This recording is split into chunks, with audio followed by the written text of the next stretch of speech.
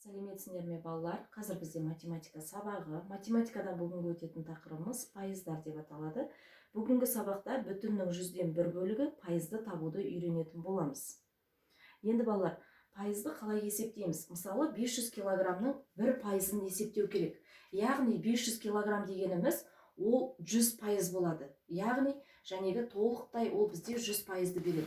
Осы 500-ді 100-ге бөлеміз. 1%-ын табу керек болса, оны 1-ге көбейтеміз. 500-ді 100-ге бөлсек 5, оны 1-ге көбейтетін болсақ, 5-ке тең болады. Яғни 500-дің 1%-ы 5 килограммға тең болады екен.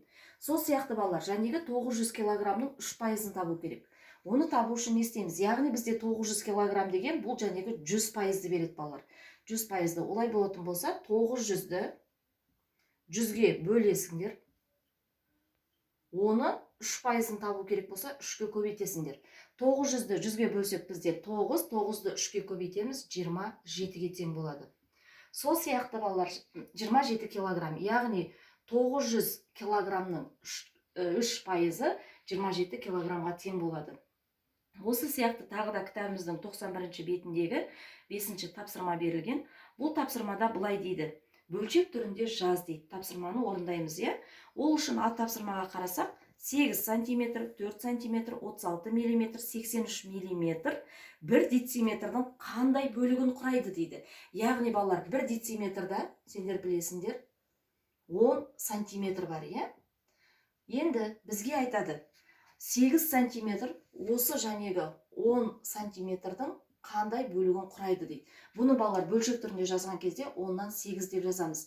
Енді бізде бұны пайызын есептеу үшін балалар 10-нан 8, яғни бұл дегеніміз мынандай кесінді берілген сендерде 1, 2, 3, 4, 5, 6, 7, 8, 9, 10. Міне балалар, бұл 10 жәнегі 1 дециметр деп аламыз.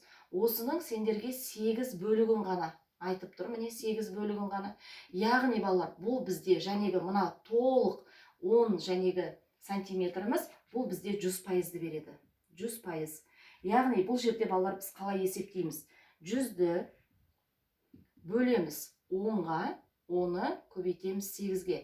Сонда жәнегі 8 сантиметр дегеніміз 1 дециметрдің неше пайызы екенін білу үшін 100-ді 10-ға бөлетін болсақ, 10, 10-ды 8-ге көбейтсек, 80. Яғни бұл жерде балалар жәнегі 8 сантиметр 1 дециметрдің 80%-ын береді екен. Міне балалар, осы сияқты жәнегі кез келген тапсырмаларды орындауға болады. Сол сияқты бізге уақытқа да тапсырмалар келеді. Алдағы уақыттарда, мысалы, 1 минут 1 сағаттың қандай бөлігін құрайды дейді. 1 минут 1 сағаттың десе, яғни балалар 1 сағатта сендер білесіңдер 60 минут бар екен. Яғни 60-тан 1 деп жазамыз. 1 минут. 60-тан 1. Енді бұның неше пайызы екенін білу үшін жәнегі сияқты формулаға салып есептейтін боласыңдар.